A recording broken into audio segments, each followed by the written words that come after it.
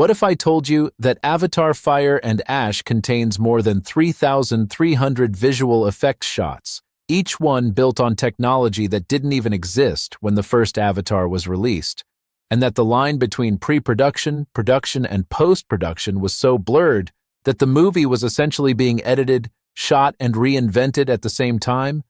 This is a film where the visual effects process starts before the script is fully locked, where editors are cutting scenes live while performances are being captured, and where entire cultures, languages, and musical instruments were designed from scratch before a single final frame was rendered.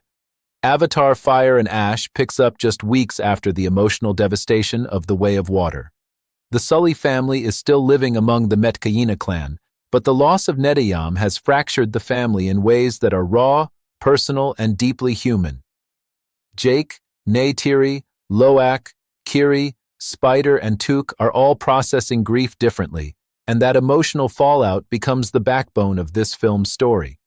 James Cameron has described Fire and Ash as a movie about a family trying to survive war, not just physically, but emotionally. It's about parents being forced to trust their children in a world that is actively trying to destroy them, and for Jake Sully, that trauma manifests as an almost tyrannical need to protect what he has left after losing a son. Sam Worthington returns once again as Jake, and this time, the character is stripped back to his most basic instincts. Worthington has said that Jake reverts to being a soldier because war is the only language he knows how to speak when he's in pain. That tension between father, warrior, and leader drives much of the film's emotional weight.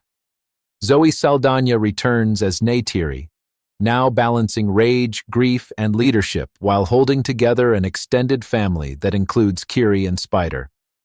The film doesn't shy away from the emotional consequences of violence, and Cameron has been very clear that Fire and Ash is darker, heavier, and more emotionally complex than its predecessors. But one of the most striking additions to the Avatar universe comes in the form of a new Na'vi clan, the Ash people, also known as the Mangquan clan. Led by Varang, played by Una Chaplin, the Ash people are survivors of a volcanic catastrophe that destroyed their homeland. Unlike other Na'vi clans, they believe Ewa failed them. That belief reshapes their entire culture, philosophy, and appearance. They live in a barren, ashen environment. They are heavily scarred, covered in piercings, and embrace pain rather than avoid it. Costume designer Deborah L. Scott wanted them to feel immediately distinct from anything audiences had seen on Pandora before. Their color palette is dominated by black and deep red, a color rarely used in the Avatar films. The red is not meant to represent blood, but intensity, danger, and emotional volatility.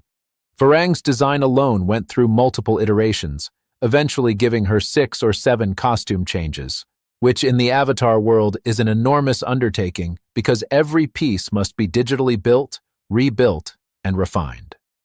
Scott began designing the Wind Traders and the Ash people back in 2017.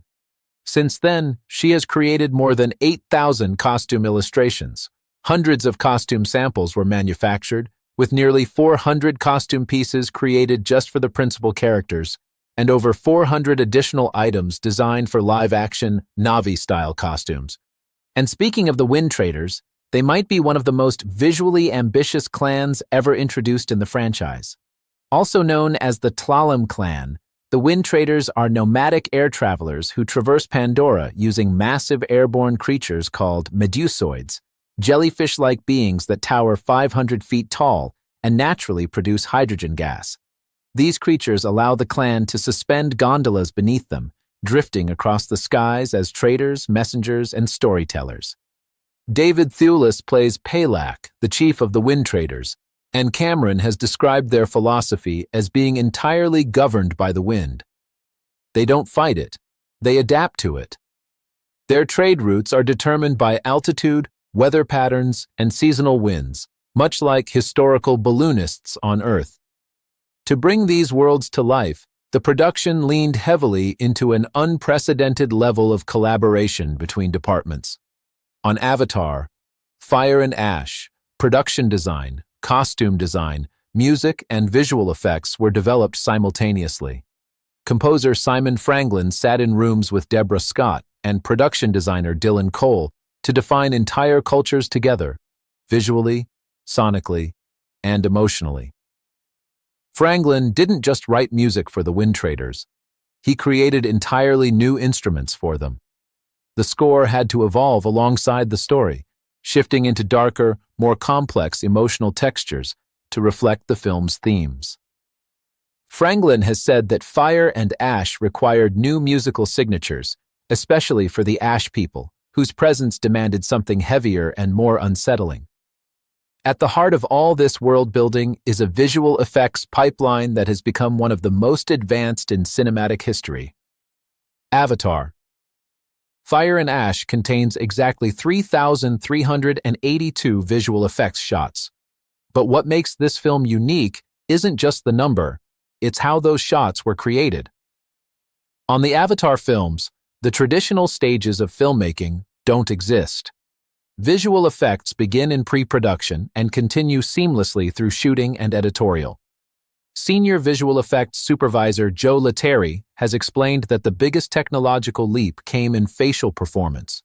After breakthroughs on the Way of Water, the team refined neural network systems that better understand facial motion, allowing artists to achieve more emotionally realistic performances while giving them more creative control. The film's virtual production process allows James Cameron to shoot scenes using virtual cameras inside a digital environment that already contains performance data, lighting, and camera language. Editors are involved from the very beginning, assembling performance edits from reference cameras before scenes are even fully animated. What's truly unusual is that during virtual shoots, an editor is often live on set, streaming the shot as it's being filmed. That means Cameron receives immediate editorial feedback, allowing scenes to evolve in real time.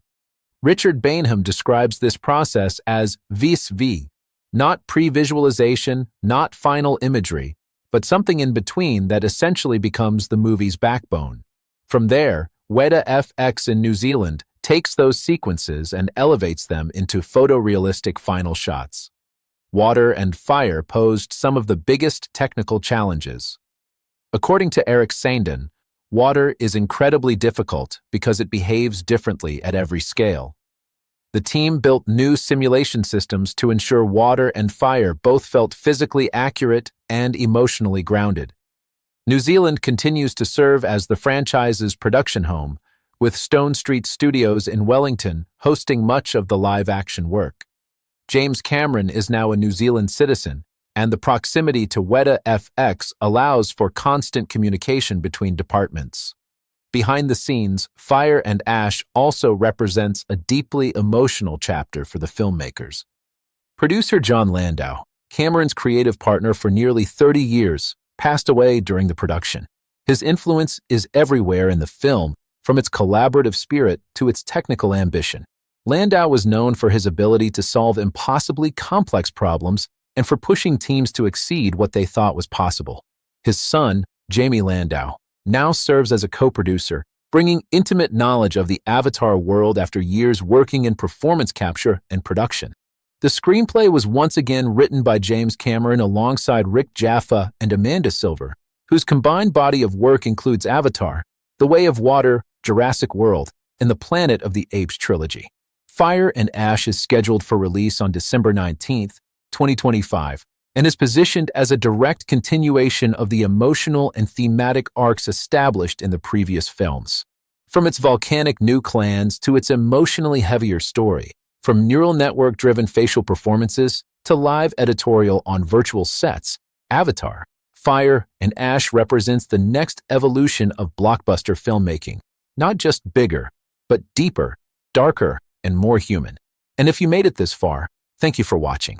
If you enjoyed this deep dive into the making of Avatar, Fire and Ash, don't forget to like the video, subscribe to the channel, and leave a comment below.